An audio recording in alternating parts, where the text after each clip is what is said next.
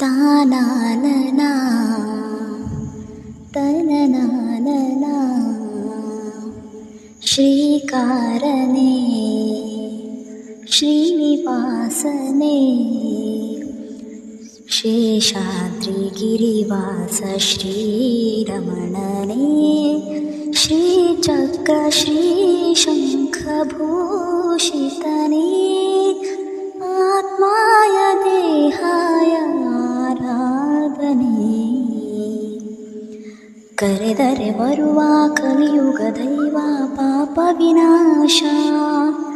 ಲಕುಮಿಯ ಮನವ ಕಲುಕುತ್ತಲಿರುವ ಶ್ರೀ ವೆಂಕಟೇಶ